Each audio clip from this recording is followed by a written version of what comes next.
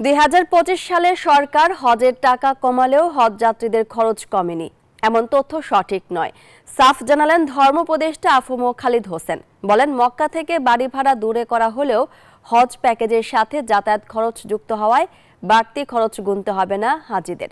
News 24-কে দেয়া সাক্ষাৎকারে উপদেষ্টা বলেন, গতবারের চেয়ে 1,09,000 টাকা কম খরচে হজ করা যাবে। এবছর জাহাজে করে 6,000 জন হজে যাবেন বলেও জানান তিনি। শাহনাজ ইয়াসমিনের প্রতিবেদন। চাঁদ দেখা সাপেক্ষে 2025 সালের 5 জুন পবিত্র হজ অনুষ্ঠিত হবে। 29 এপ্রিল থেকে শুরু হবে হজ ফ্লাইট। সৌদি সরকার 2025 সালে হজ যাত্রীর কোটা নির্ধারণ করেছেন 1,27,198 জন। এদের মধ্যে 10,000 যাবেন সরকারিভাবে, বাকি 1,17,198 জন বেসরকারিভাবে হজে যাবেন।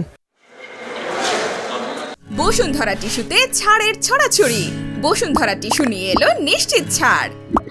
সরকারিভাবে 2টি হজ প্যাকেজ ঘোষণা করা হয়েছে। প্যাকেজ 1-এর মূল্য 4,78,242 টাকা, যা গেলবারের চেয়ে কমেছে 1,09,145 টাকা। প্যাকেজ 2-এর মূল্য 5,75,680 টাকা, আগের বছর থেকে কমেছে 11,707 টাকা।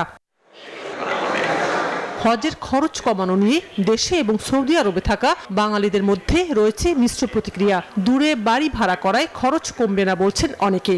আজিজিয়া অনেকটাই দূর হয়ে যায়, তারা 5 ওয়াক্ত নামাজ পড়তে পারে না। আরো সামনে নিয়ে আসতে পারে, তাহলে আমাদের দেশের এই বৃদ্ধ হাজিদের জন্য অনেকটাই উপকার হবে। আমাদের দেশ থেকে যেসব বয়োবৃদ্ধরা আসেন, তো তাদের জন্য আরেকটু কাছে হলে ভালো হতো। 1-1.5 লাখ টাকা হজের খরচ কমবে।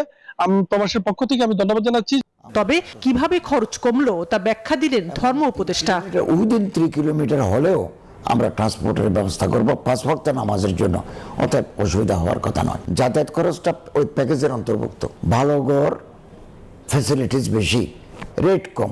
এটা ওপেন টেন্ডারের মাধ্যমে করবে। এটা এতে কোনো সিন্ডিকেশন নাই। যারা আমাদের কম রেটে ভালো বাড়ি দেবেন, আমাদের এক্সপার্ট কমিটি সেটাকে বাছাই করবে। বাংলাদেশ বিমান এবং ইউএস বাংলার বিমানে এবার হজে যাবেন যাত্রীরা। ধর্ম উপদেষ্টা বলেন, বিমান ভাড়া সহ এনবিআর এবং পর্যটন মন্ত্রণালয়ের খরচ কমানো হয়েছে। হজ নিয়ে ধর্ম মন্ত্রণালয় বিজনেস করে না, আমরা সেবা দিই। আমরা 1 কোটি টাকার ওষুধ নিয়ে যাই, 80-90 জন আমরা ডাক্তার নেই, ব্রাদার সিস্টার্স এগুলো নিয়ে যাই, ফ্রি অফ কস্ট আমরা এগুলো দিই। এটা এক প্রকার সাবসিডি। এদিকে এই বছর থেকে জাহাজে করে বাংলাদেশ থেকে হজ যাত্রীরা হজে যেতে পারবেন। জাহাজ কোম্পানির সাথে বাংলাদেশ ব্যাংকের টাকা ছাড়ের কাজ চলছে।